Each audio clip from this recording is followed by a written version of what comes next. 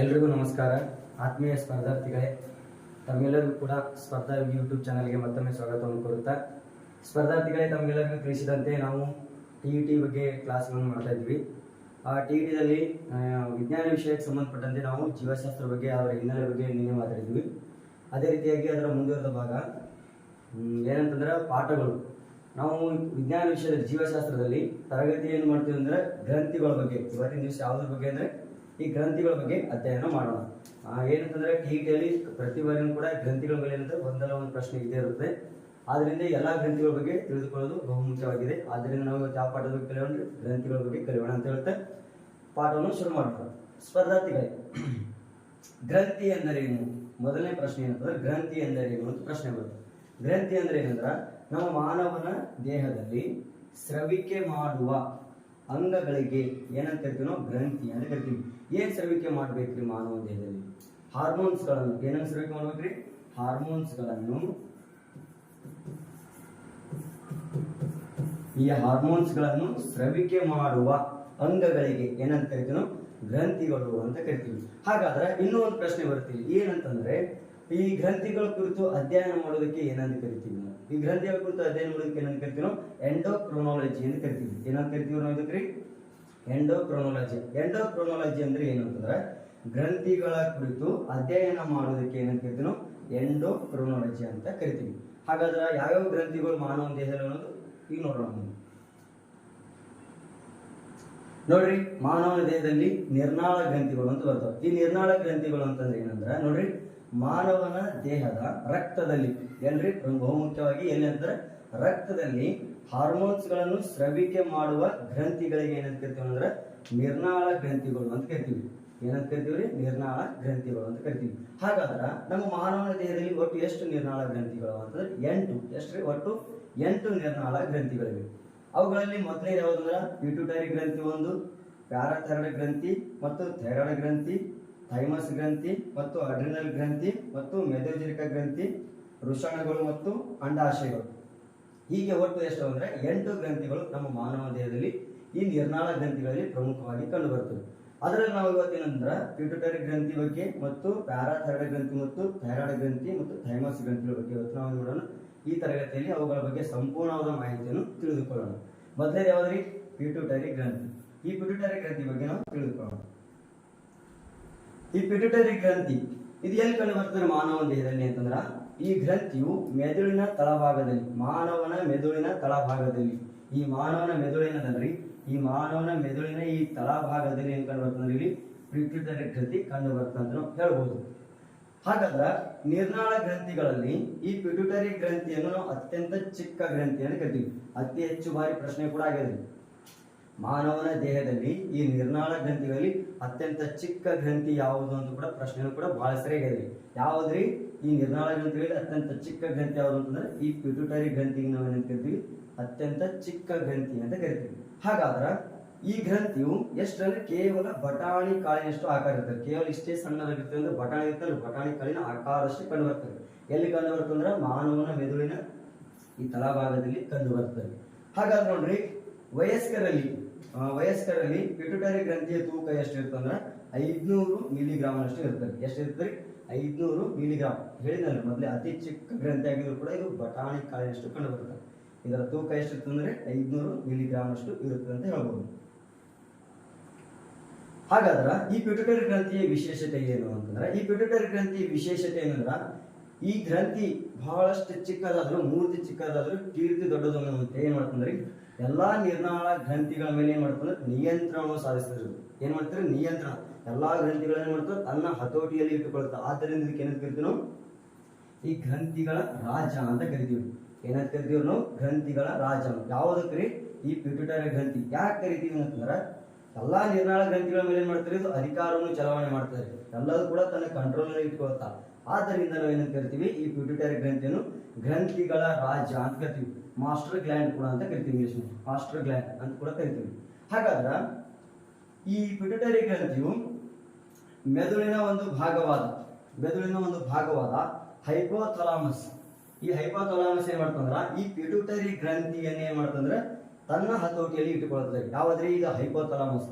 ಈ ಹೈಪೋಥಾಲಮಸ್ ನೋಡ್ರಿ ಎಲ್ಲ ನಿರ್ನಾಳ ಗ್ರಂಥಿಗಳಿಗೆ ರಾಜ ಯಾರು ಅಂತಂದ್ರ ಪಿಟ್ಯೂಟರಿ ಗ್ರಂಥಿ ಆದ್ರ ಈ ಪಿಟ್ಯೂಟರಿ ಗ್ರಂಥಿಯನ್ನು ತನ್ನ ಹತೋಟಿಯಲ್ಲಿ ಇಟ್ಟುಕೊಳ್ತಕ್ಕಂಥದ್ದು ಯಾವುದಂತ ಮೆದುಳಿನ ಒಂದು ಭಾಗವಾದ ಹೈಪೋಥಲಾಮಸ್. ಈ ಹೈಪೋಥಲಾಮಸ್ ಏನ್ ಮಾಡ್ತಂದ್ರಿ ಈ ರಾಜಾಗ ಏನ್ ಮಾಡ್ತಾರೆ ಅದು ಕಂಟ್ರೋಲ್ ಮಾಡ್ತಾರೆ ಪೂರ್ತಿ.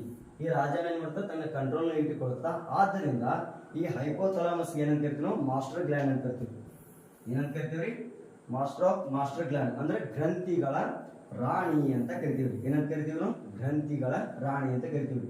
ನೋಡ್ರಿ ಎಲ್ಲಾ ನಿರ್ನಾಳ ಗ್ರಂಥಿಗಳನ್ನು ಯಾವುದು ಈ ಪಿಟ್ಯೂಟರಿ ಗ್ರಂಥಿ ತನ್ನ ಹತೋಟಿಯಲ್ಲಿ ಇಟ್ಕೊಂಡ್ರ ಆ ಗ್ರಂಥಿಯನ್ನು ಏನ್ ಮಾಡ್ತಂದ್ರೆ ಮೆದುಳಿನ ಒಂದು ಭಾಗವಾದ ಈ ಹೈಪೋಥಾಲಮಸ್ ಏನದ ನೋಡ್ರಿ ಈ ಹೈಪೋಥಾಲಮಸ್ ಏನ್ ಮಾಡ್ತಂದ್ರ ಈ ಪಿಟ್ಯೂಟರಿ ಗ್ರಂಥಿಯನ್ನು ತನ್ನ ಹತೋಟಿಯಲ್ಲಿ ಇಟ್ಟುಕೊಳ್ಳುತ್ತಾ.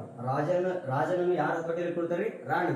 ಅದೇ ರೀತಿಯಾಗಿ ರಾಜ ಯಾರು ಇಲ್ಲಿ ಪಿಟ್ಯೂಟರಿ ಗ್ರಂಥಿ. ಈ ರಾಜನನ್ನು ಯಾರ ಹತೋಟಿಯಲ್ಲಿ ಇಟ್ಕೊಳ್ತಾರೆ? ಹೈಪೋಥಾಲಮಸ್. ಆದ್ದರಿಂದ ಈ ಹೈಪೋಥಾಲಮಸ್ ಅನ್ನು ನಾವು ಏನಂತ ಕರಿತೀವಿ? ಗ್ರಂಥಿಗಳ ರಾಣಿ ಅಂತ ಕರಿತೀವಿ.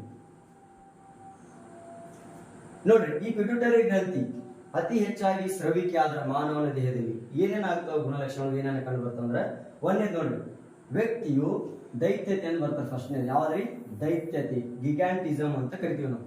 ನೋಡ್ರಿ ವ್ಯಕ್ತಿಯು ವಯಸ್ಕನಾಗುವಾಗ ಈ ಪಿಟ್ಯೂಟರಿ ಗ್ರಂಥಿಯು ಹೆಚ್ಚಿಗೆ ಸ್ರವಿಕೆ ಆದರೆ ಮಾನವದಲ್ಲಿ ಅತಿ ಹೆಚ್ಚಾಗಿ ಮಿತಿ ಮೀರಿ ಏನಾದ್ರೂ ಸ್ರವಿಕೆ ಆದ್ರ ವ್ಯಕ್ತಿಯು ಏನ್ ಮಾಡ್ತಾನಂದ್ರೆ ಎತ್ತರಕ್ಕೆ ಬೆಳೆಯುವನು. ಅತಿ ಎತ್ತರಕ್ಕೆ ಬೆಳಿತಾನೆ. ನೋಡ್ರಿ ಹೆಂಗ್ ಬೆಳೆದಂಗ್ರಿ ಈ ವ್ಯಕ್ತಿ ಅತಿ ಎತ್ತರಕ್ಕೆ ಬೆಳೆದಂಗ್ರಿ ಈ ವ್ಯಕ್ತಿ ಅತಿ ಎತ್ತರಕ್ಕೆ ಬೆಳಿತಾನೆ. ಯಾಕಂದ್ರ ಎಷ್ಟು ನಮ್ಮ ಮಾನವದಲ್ಲಿ ಎಷ್ಟು ಪ್ರತಿಶತ ಬೇಕು ಅಷ್ಟಕ್ಕೆ ಪಿಟ್ಯೂಟರಿ ಗ್ರಂಥಿಯು ಸ್ರವಿಕೆ ಆಧಾರದ ಮೇಲೆ ನಾವು ಏನು ಮಾಡ್ತೀವಿ ಅಂದ್ರೆ ಅತಿ ಹೆಚ್ಚಾಗಿ ನೋಡ್ರಿ ಮನುಷ್ಯನು ಈ ವ್ಯಕ್ತಿಯು ವಯಸ್ಕನಾಗುವಾಗ ಈ ಪಿಟ್ಯೂಟರಿ ಗ್ರಂಥಿಯು ಹೆಚ್ಚಿಗೆ ಸ್ರವಿಕೆ ಆದರೆ ಏನಾಗ್ತಂದ್ರೆ ಮನುಷ್ಯ ತುಂಬ ಎತ್ತರಕ್ಕೆ ಬೆಳಿತಾನೆ. ಎಷ್ಟರೇ ತುಂಬ ಎತ್ತರಕ್ಕೆ ಬೆಳೆಯುತ್ತಾನೆ. ಈ ಎತ್ತರಕ್ಕೆ ಬೆಳೆಯುವುದಕ್ಕೆ ಏನಂತ ಕರಿತೀವಿ ನಾವು? ಗಿಗ್ಯಾಂಟಿಸಮ್ ಅಂತ ಕರಿತೀವಿ. ಈ ಗಿಗ್ಯಾಂಟಿಸಮ್ ಅಥವಾ ಕನ್ನಡದಲ್ಲಿ ಏನಂತೀವಿ? ದೈತ್ಯತೆ ಅಂತ ಕರಿತೀವಿ. ದೇಹವನ್ನು ಹೇಗಿರ್ತಾರೆ? ದೈತ್ಯಾಕಾರವಾಗಿ ಎತ್ತರವಾಗಿ ಬೆಳೆಯುತ್ತಾನೆ. ಇಲ್ಲಿ ನೋಡ್ರಿ ಉದಾಹರಣೆಗೆ ಇಲ್ಲ ನೋಡ್ರಿ ಗಿಗ್ಯಾಂಟಿಸಮ್ ಅಂದ್ರೆ ಈ ವ್ಯಕ್ತಿ ವಯಸ್ಕನಾಗುವಾಗ ಈ ಪಿಟ್ಯೂಟರಿ ಗ್ರಂಥಿಯು ಹೆಚ್ಚಿಗೆ ಸ್ರವಿಕೆ ಆದ್ರೆ ಆ ವ್ಯಕ್ತಿ ಹೆಂಗೆ ಬೆಳಿತಾನೆ ರೀ? ತುಂಬ ಎತ್ತರವಾಗಿ ಬೆಳಿತಾನೆ. ಅದಕ್ಕೆ ಏನಂತ ಕರಿತೀವಿ ನಾವು? ದೈತ್ಯತೆ ಅಂತ ಕರಿತೀವಿ ಅಥವಾ ಗಿಗ್ಯಾಂಟಿಸಮ್ ಅಂತ ಕೂಡ ನಾವು ಕರಿತೀವಿ. ಅದೇ ರೀತಿಯಾಗಿ ನೋಡ್ರಿ ಏನಂದ್ರೆ ಈ ವ್ಯಕ್ತಿಯು ಪ್ರೌಢಾವಸ್ಥೆಗೆ ಬರುವಾಗ ಈ ವ್ಯಕ್ತಿ ಪ್ರೌಢಾವಸ್ಥೆಗೆ ಬರಬೇಕಾದ್ರೆ ಈ ಪಿಟ್ಯೂಟರಿ ಗ್ರಂಥಿಯು ಏನಾದರೂ ಕಡಿಮೆ ಸ್ರವಿಕೆ ಆದರೆ ವ್ಯಕ್ತಿ ಏನು ಮಾಡ್ತಾನೆ? ಕುಬ್ಜತೆ ಅಂದರೆ ತುಂಬ ಕುಳ್ಳನಾಗಿ ಬೆಳೆಯುತ್ತಾನೆ. ನೋಡ್ರಿ ಕುಬ್ಜತೆ ಅಂತಂದ್ರೆ ಏನ್ರಿ? ತುಂಬ ಕುಳ್ಳನಾಗಿ ಬೆಳೆಯುತ್ತಾನೆ. ಉದಾಹರಣೆ ನೋಡ್ರಿ ಈ ವ್ಯಕ್ತಿಗಳು ನೋಡ್ರಲ್ಲ ಇವರು ವಯಸ್ಕತನ ಬರಬೇಕಾದ್ರೆ ಅಂಥ ಸಮಯದಲ್ಲಿ ಏನಾಗಿರ್ತದೆ ಅಂದ್ರೆ ಇವರಿಗೆ ಈ ಪಿಟ್ಯೂಟರಿ ಗ್ರಂಥಿಯು ಕಡಿಮೆ ಸ್ರವಿಕೆ ಆಯ್ತಂದ್ರೆ ಆ ವ್ಯಕ್ತಿ ಹೆಂಗಂದ್ರೆ ಕುಳ್ಳನಾಗಿ ಬೆಳೆಯುತ್ತಾನೆ. ಇದೇನು ಪಿಟ್ಯೂಟರಿ ಸ್ರವಿಕೆ ಆಧಾರದ ಮೇಲೆ ಬರ್ತಕ್ಕಂಥ ರೋಗಗಳು. ನೆಕ್ಸ್ಟ್ ಅದೇ ರೀತಿಯಾಗಿ ನೋಡ್ರಿ ಅಕ್ರೋಮೆಗಾಲಿಯಾ ಅಂತ ಬರ್ತಾ. ಅಕ್ರೋಮೆಗಾಲಿಯಾ ಅಂತಂದ್ರೆ ಈ ಪಿಟ್ಯೂಟರಿ ಗ್ರಂಥಿಯು ಮಿತಿ ಮೀರಿ ಸ್ರವಿಕೆ ಆದರೆ ಏನಾಗ್ತಂದ್ರೆ ವ್ಯಕ್ತಿಯು ದೈತ್ಯಾಕಾರವಾಗಿ ಬೆಳೆಯುತ್ತಾನೆ. ಹೆಂಗೆ ಬೆಳಿತಾನೆ ರೀ? ವ್ಯಕ್ತಿಯು ತುಂಬ ದೈತ್ಯಾಕಾರವಾಗಿ ಬೆಳಿತಾನೆ. ಹಾಗಾದ್ರೆ ಗುಣಲಕ್ಷಣಗಳು ಏನು? ಈ ಅಕ್ರೋಮೆಗಾಲಿಯಾ ರೋಗದ ಗುಣಲಕ್ಷಣಗಳು ಏನಂತ ನೋಡ್ರಿ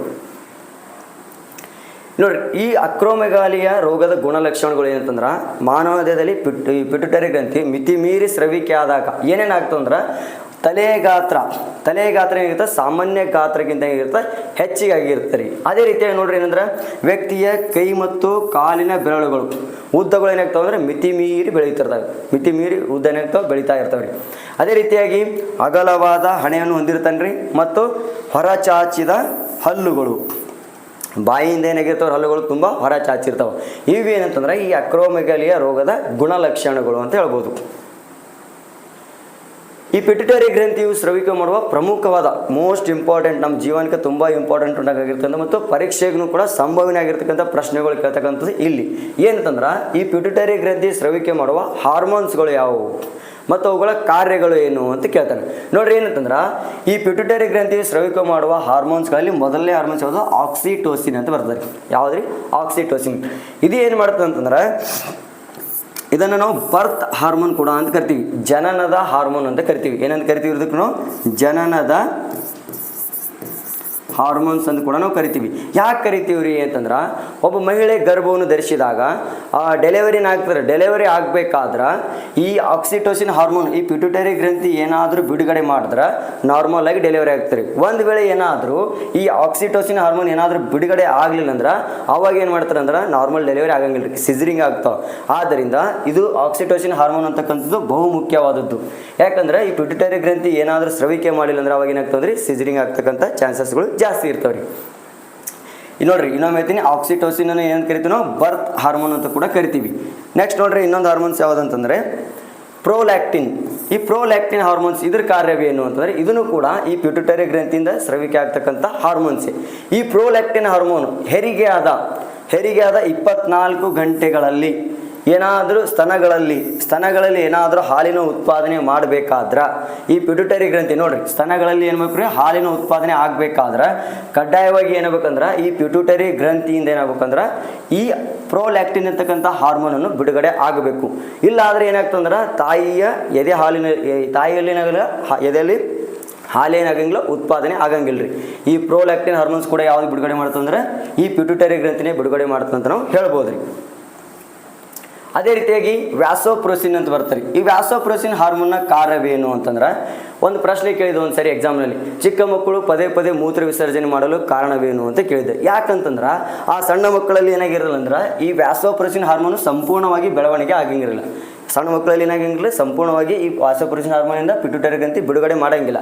ಆದ್ದರಿಂದ ಏನು ಮಾಡ್ತಾವೆ ಅಂದ್ರೆ ಸಣ್ಣ ಮಕ್ಕಳು ಮೂತ್ರ ವಿಸರ್ಜನೆ ಪದೇ ಮಾಡ್ತಾವೆ ಅಂತ ನಾವು ಹೇಳ್ಬೋದು. ಇದು ಏನು ಮಾಡ್ತದೆ ವ್ಯಾಸೋಪ್ರೋಸಿನ್ ಅಂತಂದ್ರೆ, ಇದನ್ನು ಕೂಡ ಈ ಪಿಟ್ಯೂಟರಿ ಗ್ರಂಥಿಯಿಂದ ಬಿಡುಗಡೆ ಆಗ್ತಕ್ಕಂಥ ಹಾರ್ಮೋನ್. ಇದು ಏನು ಮಾಡ್ತದೆ ಅಂದ್ರೆ ಮೂತ್ರದ ವಿಸರ್ಜನೆಯನ್ನು ತಡೆಯುತ್ತದೆ. ಈಗ ಅರ್ಜೆಂಟಾಗಿ ನಮ್ಗೆ ಏನಾದರೂ ಮೂತ್ರ ಬಂದಿದ್ದು, ಏಕೆ ಬಂದಿದ್ದು ಅಂದ್ರೆ ಅದನ್ನು ತಡೆ ಹಿಡಿಬೇಕಾದ್ರೆ ನಮ್ಮಲ್ಲಿ ಏನಾಗಿರ್ಬೇಕಂದ್ರೆ ಈ ವ್ಯಾಸೋಪ್ರೋಸಿನ್ ಹಾರ್ಮೋನನ್ನು ಬಿಡುಗಡೆ ಆಗಬೇಕು. ಒಂದು ವೇಳೆ ಈ ವ್ಯಾಸೋಪ್ರೋಸಿನ್ ಹಾರ್ಮೋನ್ ಬಿಡುಗಡೆ ಆಗಲಿಲ್ಲ ಅಂದ್ರೆ ಅದು ನಮಗೆ ಕಂಟ್ರೋಲ್ ಆಗಂಗಿಲ್ಲ. ಅದಕ್ಕೆ ಏನು ಮಾಡ್ತಾವೆ ಅಂದ್ರೆ ಸಣ್ಣ ಮಕ್ಕಳು ಯಾವಾಗಲೂ ಏನು ಮಾಡ್ತಾವೆ, ಪದೇವಾಗಿ ಮೂತ್ರ ವಿಸರ್ಜನೆ ಮಾಡಲು ಕಾರಣವಾಗಿರುತ್ತದೆ. ಅದೇ ರೀತಿಯಾಗಿ ನೋಡ್ರಿ, ಈ ಪಿಟ್ಯೂಟರಿ ಗ್ರಂಥಿ ಬಿಡುಗಡೆ ಮಾಡುವ ಇನ್ನೂ ಅನೇಕ ಹಾರ್ಮೋನ್ಸ್ಗಳನ್ನು ಬಿಡುಗಡೆ ಮಾಡ್ತಾರೆ. ಒಂದು FSH ಅಂತ ಬರ್ತಾರೆ, ಫಾಲಿಕಲ್ ಸ್ಟಿಮ್ಯುಲೇಟಿಂಗ್ ಹಾರ್ಮೋನ್ಸ್ ಅಂತ ಬರ್ತಾರೆ. ಇವುಗಳ ವಿಸ್ತೃತ ರೂಪ ಕೂಡ ಕೇಳ್ತಾನೆ ಎಕ್ಸಾಮ್ಗಳಲ್ಲಿ. FSH ಹಾರ್ಮೋನ್ನ ವಿಸ್ತೃತ ರೂಪ ಏನಂತಂದ್ರೆ ಫಾಲಿಕಲ್ ಸ್ಟಿಮ್ಯುಲೇಟಿಂಗ್ ಹಾರ್ಮೋನ್ಸ್ ಅಂತ ಹೇಳ್ಬೇಕು. ಅದೇ ರೀತಿಯಾಗಿ ACTH ಅಡ್ರಿನೋ ಕಾರ್ಟಿಕೋಟ್ರಾಫಿಕ್ ಹಾರ್ಮೋನ್ ಅಂತ ಬರ್ತದೆ. ಅದೇ ರೀತಿಯಾಗಿ next TSH thyroid stimulating hormones ಅಂತ ಬರ್ತದೆ. ನೆಕ್ಸ್ಟ್ LH ಲ್ಯೂಟಿನೈಸಿಂಗ್ ಹಾರ್ಮೋನ್ಸ್ ಅಂತ ಬರ್ತಾರೆ. ನೆಕ್ಸ್ಟ್ ಅದೇ ರೀತಿಯಾಗಿ MSH ಮೆಲನೋಸೈಡ್ ಸ್ಟಿಮ್ಯುಲೇಟಿಂಗ್ ಹಾರ್ಮೋನ್ಸ್ ಅಂತ ಬರ್ತಾರೆ. ಇವುಗಳನ್ನು ಚೆನ್ನಾಗಿ ನೋಡ್ಕೋಬೇಕು, ಯಾಕಂದರೆ ಪರೀಕ್ಷೆಯಲ್ಲಿ ಇವುಗಳ ವಿಸ್ತೃತ ರೂಪವನ್ನು ಕೂಡ ಕೇಳ್ತಕ್ಕಂಥ ಸಂಭವತೆ ಜಾಸ್ತಿ ಇದೆ ರೀ. ಅದೇ ರೀತಿಯಾಗಿ ನೋಡ್ರಿ, ಎರಡನೇ ಗ್ರಂಥಿ ಯಾವುದಂದ್ರೆ ಪ್ಯಾರಾಥೈರಾಯ್ಡ್ ಗ್ರಂಥಿ ಅಂತ ಬರ್ತಾರೆ. ಯಾವುದ್ರಿ, ಪ್ಯಾರಾಥೈರಾಯ್ಡ್ ಗ್ರಂಥಿ. ಈ ಪ್ಯಾರಾಥೈರಾಯ್ಡ್ ಗ್ರಂಥಿ ಎಲ್ಲಿ ಕಂಡು ಬರ್ತದೆ ಅಂದ್ರೆ ಇದು ಕುತ್ತಿಗೆಯ ಗಂಟಲಿನ ಭಾಗದಲ್ಲಿ ಥೈರಾಯ್ಡ್ ಗ್ರಂಥಿಯ ಹಿಂಭಾಗದಲ್ಲಿ ಕಂಡು ಬರುತ್ತದೆ. ಎಲ್ಲಿ ಕಂಡು ಬರ್ತದೆ, ಥೈರಾಯ್ಡ್ ಗ್ರಂಥಿಯ ಹಿಂಭಾಗದಲ್ಲಿ ಪ್ಯಾರಾಥೈರಾಯ್ಡ್ ಗ್ರಂಥಿ ಕಂಡು ಬರುತ್ತದೆ. ಆಮೇಲೆ ನೆಕ್ಸ್ಟ್ ಅಂದರೆ ಈ ಪ್ಯಾರಾಥೈರಾಯ್ಡ್ ಗ್ರಂಥಿಯು ಗ್ರಂಥಿಯೊಳಗೆ ಹುದುಗಿರುವ ಗ್ರಂಥಿ ಅಂತ ಕೂಡ ಕರಿತೀವಿ. ನೋಡ್ರಿ, ಈ ಏನದಲ್ರಿ ಇದು ಏನಂತಾರೆ ಹಿಂಭಾಗದಲ್ಲಿ ಅಂದರೆ ಈ ಥೈರಾಯ್ಡ್ ಗ್ರಂಥಿ ಏನದಲ್ರಿ, ಈ ಥೈರಾಯ್ಡ್ ಗ್ರಂಥಿಯ ಹಿಂಭಾಗದಲ್ಲಿ ಕಂಡು ಬರ್ತಕ್ಕಂಥ ಗ್ರಂಥಿ. ಆದ್ದರಿಂದ ಇದಕ್ಕೆ ನಾವೇನಂತೀವಿ, ಗ್ರಂಥಿಯೊಳಗೆ ಹುದುಗಿರುವ ಗ್ರಂಥಿ ಅಂತ ಕೂಡ ಕರಿತೀವಿ. ನೋಡ್ರಿ, ಹುದುಗಿರುವ ಗ್ರಂಥಿ ಅಂತ ಕೂಡ ನಾವು ಕರಿಬೋದು. ಈ ಪ್ಯಾರಾಥೈರಾಯ್ಡ್ ಗ್ರಂಥಿಯು ಸ್ರವಿಕೆ ಮಾಡುವ ಹಾರ್ಮೋನ್ಸ್ ಯಾವುದಂದ್ರೆ ಪ್ಯಾರಾಥಾರ್ಮೋನ್. ಯಾವುದ್ರಿ, ಪ್ಯಾರಾಥಾರ್ಮೋನ್ ಅಂತಕ್ಕಂಥ ಒಂದು ಹಾರ್ಮೋನ್ಸನ್ನು ಸ್ರವಿಕೆ ಮಾಡ್ತದೆ. ಈ ಪ್ಯಾರಾಥಾರ್ಮೋನ್ ಹಾರ್ಮೋನ್ಸು ನಮ್ಮ ಮಾನವನ ದೇಹದಲ್ಲಿ ಅತಿ ಹೆಚ್ಚು ಏನಾದರೂ ಸ್ರವಿಕೆ ಆದ್ರೆ ಏನಾಗ್ತದಂದ್ರೆ ನಮ್ಮ ಮೂಳೆಗಳಲ್ಲಿರ್ತಕ್ಕಂಥ ಏನ್ರಿ ಕ್ಯಾಲ್ಸಿಯಂ ಪ್ರಮಾಣ ಏನಾಗ್ತದೆ, ಕಡಿಮೆ ಆಗ್ತದೆ ಆಟೋಮೆಟಿಕ್ಕಾಗಿ. ಈ ಕ್ಯಾಲ್ಸಿಯಂ ಪ್ರಮಾಣ ಕಡಿಮೆ ಆಗೋದ್ರ ಮೂಲಕ ಏನಾಗ್ತಂದ್ರೆ ನಮ್ಮ ಮಾನವನ ದೇಹದಲ್ಲಿರ್ತಕ್ಕಂಥ ಮೂಳೆಗಳೇನಾಗ್ತವೆ, ಬಿರುಕು ಬಿಡಲು ಪ್ರಾರಂಭ ಆಗ್ತವೆ ಮತ್ತು ಮೃದುವಾಗಲು ಪ್ರಾರಂಭ ಆಗ್ತವೆ ಅಂತ ಕೂಡ ಹೇಳ್ಬೋದು ರೀ. ಅದೇ ರೀತಿಯಾಗಿ ಥೈರಾಯ್ಡ್ ಗ್ರಂಥಿ. ಈ ಥೈರಾಯ್ಡ್ ಗ್ರಂಥಿ ಎಲ್ಲಿ ಕಂಡು ಬರುತ್ತಂದ್ರೆ ಮಾನವನ ಕುತ್ತಿಗೆ ಗಂಟಲಿನ ಭಾಗದಲ್ಲಿ ಕಂಡು ಬರುತ್ತದೆ. ಎಲ್ಲಿ ಕಂಡು ಬರ್ತದೆ ಇದು, ಮಾನವನ ಕುತ್ತಿಗೆ ಈ ಗಂಟಲಿನ ಭಾಗದಲ್ಲಿ ಏನು ಕಂಡು ಬರ್ತಂದ್ರೆ ಈ ಥೈರಾಯ್ಡ್ ಗ್ರಂಥಿ ಕಂಡು ಬರುತ್ತೆ ಅಂತ ಹೇಳ್ಬೋದು. ಈ ಥೈರಾಯ್ಡ್ ಗ್ರಂಥಿಯು ಸ್ರವಿಕೆ ಮಾಡುವ ಹಾರ್ಮೋನ್ಸ್ ಯಾವುದಂದ್ರೆ ಥೈರಾಕ್ಸಿನ್ ಹಾರ್ಮೋನ್. ಯಾವುದ್ರಿ, ಥೈರಾಕ್ಸಿನ್ 3 ಮತ್ತು ಥೈರಾಕ್ಸಿನ್ 4 ಅಂತಕ್ಕಂಥ ಹಾರ್ಮೋನ್ಸ್ಗಳನ್ನು ಬಿಡುಗಡೆ ಮಾಡ್ತದೆ ಅಂತ ಹೇಳ್ಬೋದು. ಹಾಗಾದ್ರೆ ಈ ಥೈರಾಕ್ಸಿನ್ ಹಾರ್ಮೋನನ್ನು ನಾವು ಏನಂತ ಕರಿತೀವಿ ಅಂದ್ರೆ ಪರ್ಸನಾಲಿಟಿ ಹಾರ್ಮೋನ್ ಅಂತ ಕರಿತೀವಿ. ಪರ್ಸನಾಲಿಟಿ ಹಾರ್ಮೋನ್ ಅಥವಾ ವ್ಯಕ್ತಿತ್ವದ ಹಾರ್ಮೋನ್ ಅಂತ ಕೂಡ ಕರಿತೀವಿ. ಏನಂತ ಕರಿತೀವಿ ರೀ? ಮನುಷ್ಯನ ವ್ಯಕ್ತಿತ್ವವನ್ನು ರೂಪಿಸ್ತಕ್ಕಂಥ ಹಾರ್ಮೋನ್ಸ್ ಯಾವುದು ಅಂತಂದ್ರೆ ಈ ಥೈರಾಯ್ಡ್ ಗ್ರಂಥಿ ಬಿಡುಗಡೆ ಮಾಡ್ತಕ್ಕಂಥ ಥೈರಾಕ್ಸಿನ್ ಹಾರ್ಮೋನ್ ಏನಂತೀವಿ ನಾವು ಪರ್ಸನಾಲಿಟಿ ಹಾರ್ಮೋನ್ಸ್ ಅಥವಾ ಇದು ವ್ಯಕ್ತಿತ್ವದ ಹಾರ್ಮೋನ್ ಕೂಡ ಅಂತ ನಾವು ಏನಂದ್ರೆ ಕರಿತೀವಿ ರೀ. ಈ ಹೈಪೋಥೈರಾಯ್ಡಿಸಮ್ ನೋಡ್ರಿ, ಮಾನವನ ದೇಹದಲ್ಲಿ ಈ ಥೈರಾಯ್ಡ್ ಗ್ರಂಥಿಯು ಥೈರಾಕ್ಸಿನ್ ಹಾರ್ಮೋನನ್ನು ಕಡಿಮೆ ಸ್ರವಿಕೆ ಮಾಡಿದರೆ ಅದಕ್ಕೆ ನಾವು ಏನಂತ ಕರಿತೀವಿ ಅಂದ್ರೆ ಹೈಪೋಥೈರಾಯ್ಡಿಸಮ್ ಅಂತ ಕರಿತೀವಿ. ಏನಂತ ಕರಿತೀವಿ ನಾವು? ಹೈಪೋಥೈರಾಯ್ಡಿಸಮ್ ಅಂತ ಕೂಡ ಕರಿತೀವಿ. ಇದರಿಂದ ಈ ಕೆಳಗಿನ ಲಕ್ಷಣಗಳು ಕಾಣಿಸಿಕೊಳ್ತವೆ. ಯಾವ ಲಕ್ಷಣಗಳು ಕಾಣಿಸ್ತವೆ ಅನ್ನೋದು ನೋಡ್ರಿ. ಈ ಸರಳ ಗಾಯಿಟರ್ ರೋಗ ಕಂಡು ಬರ್ತಾ ನೋಡ್ರಿ. ಮಾನವ ದೇಹದಲ್ಲಿ ಈ ಥೈರಾಯ್ಡ್ ಗ್ರಂಥಿ ಏನದ ಥೈರಾಕ್ಸಿನ್ ಹಾರ್ಮೋನ್ ಕಡಿಮೆ ಸ್ರವಿಕೆ ಏನಾದರೂ ಮಾಡ್ತಂದ್ರೆ ಯಾವ ರೋಗ ಬರ್ತಂದ್ರೆ ಸರಳ ಗಾಯಿಟರ್. ಯಾವ ರೋಗ ರೀ? ಸರಳ ಗಾಯಿಟರ್ ಅಥವಾ ಗಳಗಂಡ ರೋಗ ಅಂತ ಬರ್ತದೆ. ಈ ಗಳಗಂಡ ರೋಗದ ಗುಣಲಕ್ಷಣಗಳು ಏನಂತಂದ್ರೆ ಈ ಥೈರಾಯ್ಡ್ ಗ್ರಂಥಿಯು ಥೈರಾಕ್ಸಿನ್ ಹಾರ್ಮೋನನ್ನು ಕಡಿಮೆ ಅಥವಾ ಹೆಚ್ಚು ಸ್ರವಿಕೆ ಮಾಡಿದಾಗ ನಮ್ಮ ಮಾನವನ ಗಂಟಲಿನ ಕಂಡು ಬರ್ತದೆ, ಊತ ಕಂಡು ಬರ್ತಾರೆ. ಅಂದರೆ ಗಂಟಲು ಈ ರೀತಿಯಾಗಿ ಬರ್ತದೆ, ಉಬ್ಬಿಕೊಳ್ಳುತ್ತದೆ, ಊತ ಕಂಡು ಬಂದು ಕಾಣಿಸಿಕೊಳ್ಳೋದು. ಇದಕ್ಕೆ ಏನಂತ ಕರಿತೀವಿ ನಾವು? ಗೈಟರ್ ರೋಗ ಅಂತ ಕರಿತೀವಿ ರೀ. ಯಾವ ರೋಗ ಅಂತ ಕರಿತೀವಿ? ಇದಕ್ಕೆ ನಾವು ಗೈಟರ್ ರೋಗ ಅಂತ ಕೂಡ ಕರಿತೀವಿ. ಈ ಗೈಟರ್ ರೋಗವನ್ನು ನಾವು ನಿವಾರಣೆ ಮಾಡಲು ಏನು ಮಾಡ್ಬೇಕಂತಂದ್ರೆ ಅಯೋಡಿನನ್ನು ಬಳಸ್ಕೋಬೇಕು ರೀ. ಏನ್ರಿ? ಅಯೋಡಿನ್. ಈ ಅಯೋಡಿನನ್ನು ಸಮೃದ್ಧವಾಗಿ ನಾವು ಆಹಾರದಲ್ಲಿ ಬಳಸಿಕೊಂಡದ್ದೇ ಆದ್ರೆ ನಮ್ಗೆ ಯಾವುದೇ ರೀತಿಯಾದ ಈ ಸರಳ ಗೈಟರ್ ಅಥವಾ ಗಳಗಂಡ ರೋಗ ಬರುವುದಿಲ್ಲ ಅಂತ ಕೂಡ ನಾವು ಹೇಳ್ಬೋದು ರೀ. ಅದೇ ರೀತಿಯಾಗಿ ಮಿಕ್ಸಿಡಿಮಾ ಅಂತ ಬರ್ತಾರೆ. ಮಿಕ್ಸಿಡಿಮಾ ಅಂತಂದ್ರೆ ಏನಂತಂದ್ರೆ ನೋಡ್ರಿ, ಈ ಥೈರಾಕ್ಸಿನ್ ಹಾರ್ಮೋನು ಕಡಿಮೆ ಸ್ರವಿಕೆ ಆದಾಗ ನಮ್ಮ ಮಾನವ ದೇಹದಲ್ಲಿ ಕಡಿಮೆ ಸ್ರವಿಕೆ ಆದಾಗ ವಯಸ್ಕರಲ್ಲಿ ಏನಾಗ್ತದೆ ನೋಡ್ರಿ, ಮಿಕ್ಸಿಡಿಮಾ ಅನ್ನೋದು ಕಂಡು ಬರ್ತಾ. ಈ ಮಿಕ್ಸಿಡಿಮಾ ಅಂತಕ್ಕಂಥ ರೋಗ ಕಂಡು ಬರ್ತಾ. ಈ ಮಿಕ್ಸಿಡಿಮಾ ರೋಗ ಅಂತಂದ್ರೆ ಏನಂತಂದ್ರೆ ನೋಡ್ರಿ, ಚರ್ಮವು ದಪ್ಪವಾಗುವುದು, ದೇಹದ ತೂಕ ಹೆಚ್ಚಾಗುವುದು ಮತ್ತು ಉಸಿರಾಟದ ತೊಂದರೆ ಕಂಡು ಬರುವುದು. ನೋಡ್ರಿ, ಚರ್ಮ ಏನಾಗ್ತದೆ ರೀ? ಚರ್ಮ ಏನಾಗ್ತದೆ? ಮಾನವ ದೇಹದ ಮೇಲೆ ಇರ್ತಕ್ಕಂಥ ಚರ್ಮ ಆಟೋಮೆಟಿಕ್ ಆಗಿ ದಪ್ಪ ಆಗ್ತದೆ ರೀ. ಅದೇ ರೀತಿಯಾಗಿ ದೇಹದ ತೂಕ ಕ್ರಮೇಣವಾಗಿ ಏನಾಗ್ತದೆ? ಹೆಚ್ಚಾಗುತ್ತಾ ಹೋಗುತ್ತೆ ರೀ. ಮತ್ತು ಉಸಿರಾಟದ ತೊಂದರೆ ಕೂಡ ಜಾಸ್ತಿ ಆಗುತ್ತೆ ಅಂತ ಹೇಳ್ಬೋದು. ಯಾವುದು? ಈ ಮಿಕ್ಸಿಡಿಮಾ ಈ ರೋಗದ ಗುಣಲಕ್ಷಣ ಅಂತ ಹೇಳ್ಬೋದು. ಅದೇ ರೀತಿಯಾಗಿ ನೋಡ್ರಿ, ಕ್ರಿಟಿನಿಸಮ್ ಅಂತ ಬರ್ತಾ. ಈ ಕ್ರಿಟಿನಿಸಮ್ ಅಂತಂದ್ರೆ ಏನಂತಂದ್ರೆ ಈ ಥೈರಾಕ್ಸಿನ್ ಹಾರ್ಮೋನು ಕಡಿಮೆ ಸ್ರವಿಕೆ ಆದ್ರೆ ನವಜಾತ ಶಿಶುವಿನಲ್ಲಿ ಸಣ್ಣ ಮಕ್ಕಳಲ್ಲಿ ಏನಾಗ್ತಂದ್ರೆ ಈ ಲಕ್ಷಣ ಕಂಡು ಬರ್ತದೆ. ಯಾವುದೇ ಕ್ರಿಟಿನಿಸಮ್ ಅಂತಕ್ಕಂಥ ಲಕ್ಷಣ ಕಂಡು ಬರುತ್ತೆ ಅಂತ ನಾವು ಹೇಳ್ಬೋದು. ಹಾಗಾದ್ರೆ ಈ ಹೈಪರ್ ಥೈರಾಯ್ಡಿಸಮ್ ಅಂದ್ರೆ ಏನು ನೋಡ್ರಿ. ಹೈಪರ್ ಥೈರಾಕ್ಸಿನ್ ಹಾರ್ಮೋನು ಹೆಚ್ಚಿಗೆ ಸ್ರವಿಕೆ ಆದರೆ ಥೈರಾಯ್ಡಿಸಮ್ ಅಂತ ಕರಿತೀವಿ ನಾವು. ಏನಂತ ಕರಿತೀವಿ ನಾವು? ಹೈಪರ್ ಥೈರಾಯ್ಡಿಸಮ್ ಅಂತ ಕರಿತೀವಿ. ಯಾಕ್ರಿ ಅಂದ್ರೆ ಈ ಏನದಲ್ರಿ ಥೈರಾಕ್ಸಿನ್ ಹಾರ್ಮೋನ್ ಅತಿ ಹೆಚ್ಚಿಗೆ ಸ್ರವಿಕೆ ಆದ್ರೆ ಅದಕ್ಕೆ ಏನಂತ ಕರಿತೀವಿ ನಾವು? ಹೈಪರ್ ಥೈರಾಯ್ಡಿಸಮ್ ಅಂತ ಕರಿತೀವಿ. ಇದರಿಂದ ಏನಾಗ್ತವೆ? ಕಣ್ಣುಗಳು ಒಳ ಹೋಗುವುದು. ಈ ಏನಾದರೂ ಥೈರಾಕ್ಸಿನ್ ಹಾರ್ಮೋನ್ ಅತಿ ಹೆಚ್ಚಾಗಿ ಮಿತಿ ಮೀರಿ ಏನಾದರೂ ಸ್ರವಿಕೆ ಆದ್ರಂದ್ರೆ ಈ ಹೈಪೋಥೈರಾಯ್ಡಿಸಮ್ ಆದ್ರೆ ಏನಾಗ್ತದೆ ಅಂದ್ರೆ ಮಾನವನ ಕಣ್ಣು ಅತ್ಯಂತ ಒಳಗೆ ಹೋಗ್ತಾರೆ, ಪೂರ್ತಿ ಒಳಗೆ ಹೋಗ್ತಾವೆ. ಮತ್ತು ಅದೇ ರೀತಿಯಾಗಿ ಕಣ್ಣು ಗುಡ್ಡೆಗಳು ಏನಾಗ್ತವೆ? ಮುಂದಕ್ಕೆ ಚಾಚುವುದು. ಕಣ್ಣು ಗುಡ್ಡೆಗಳು ಏನು ಮಾಡ್ತಾವೆ ರೀ? ಮುಂದಕ್ಕೆ ಚಾಚುವುದು. ಈ ಹೈಪರ್ ಥೈರಾಯ್ಡಿಸಮ್ನ ಗುಣಲಕ್ಷಣ ಅಂತ ಹೇಳ್ಬೋದು. ಈ ಥೈಮಸ್ ಗ್ರಂಥಿ ಇನ್ನೊಂದು ಪ್ರಮುಖವಾಗಿರ್ತಕ್ಕಂಥ ಯಾವ ಗ್ರಂಥಿ ಅಂದ್ರೆ ಥೈಮಸ್ ಗ್ರಂಥಿ. ನೋಡ್ರಿ, ಈ ಥೈಮಸ್ ಗ್ರಂಥಿ ಏನಂದ್ರೆ ಇದು ಎಲ್ಲಿ ಕಂಡು ಬರುತ್ತೆ ಅಂದ್ರೆ ನವಜಾತ ಶಿಶುವಿನ ಹೃದಯದ ಹತ್ತಿರದಲ್ಲಿ ಕಂಡು ಬರುತ್ತೆ. ನವಜಾತ ಶಿಶು ಅಂದ್ರೆ ಸಣ್ಣ ಮಗು ಹುಟ್ಟಿರ್ತಕ್ಕಂಥ ಮಗುವಿನ ಹೃದಯದ ಹತ್ತಿರದಲ್ಲಿ ಕಂಡು ಬರ್ತಕ್ಕಂಥ ಗ್ರಂಥಿ ಯಾವುದಂದ್ರೆ ಈ ಥೈಮಸ್ ಗ್ರಂಥಿ ಅಂತ ನಾವು ಹೇಳ್ಬೋದು. ಇದು ಏನಾಗ್ತದಂದ್ರೆ ಆ ಮಗು ಬೆಳೆದಂತೆ 2-3 ವಾರಗಳ ನಂತರ ಏನಾಗ್ತದಂದ್ರೆ ಕ್ಷೀಣಿಸಿ ಹೋಗುತ್ತದೆ. ಹಾಗಾದರೆ ಇದು ಏನು ಕೆಲಸ ಮಾಡ್ತದೆ ಅಂತಂದ್ರೆ ಆ ಸಣ್ಣ ಮಗುವಿಗೆ ಏನು ಮಾಡ್ತದಂದ್ರೆ ರೋಗ ನಿರೋಧಕ ಶಕ್ತಿಯನ್ನು ಒದಗಿಸುತ್ತೆ. ಏನು ಮಾಡ್ತಾರೆ? ಇದು ರೋಗ ನಿರೋಧಕ ಶಕ್ತಿಯನ್ನು ಒದಗಿಸಿ 2-3 ವಾರಗಳ ನಂತರ ಏನಾಗ್ತದಂದ್ರೆ ಆಟೋಮೆಟಿಕ್ ಆಗಿ ಕ್ಷೀಣಿಸಿ ಹೋಗುತ್ತದೆ ಅಂತ ನಾವು ಹೇಳ್ಬೋದು ರೀ. ಮತ್ತು ನವಜಾತ ಶಿಶುವಿನಲ್ಲಿ ಕೆಂಪು ರಕ್ತ ಕಣಗಳು ಥೈಮಸ್ ಗ್ರಂಥಿಯಲ್ಲಿ ಉತ್ಪತ್ತಿಯಾಗುವುದನ್ನು ಇದಕ್ಕೆ ಏನು ಮಾಡ್ತಾ ಪ್ರಚೋದನೆ ಕೊಡ್ತದೆ. ಇದು ಯಾವುದ್ರಿ? ಈ ಥೈಮಸ್ ಗ್ರಂಥಿ ಅಂತ ನಾವು ಹೇಳ್ಬೋದು. Thank you. ನಮ್ಮ ತರಗತಿ ದಿನಾಲು ವೀಕ್ಷಿಸಿ ಅಂತ ಹೇಳುತ್ತಾ ಎಲ್ಲರಿಗೂ ಕೂಡ ಧನ್ಯವಾದಗಳು.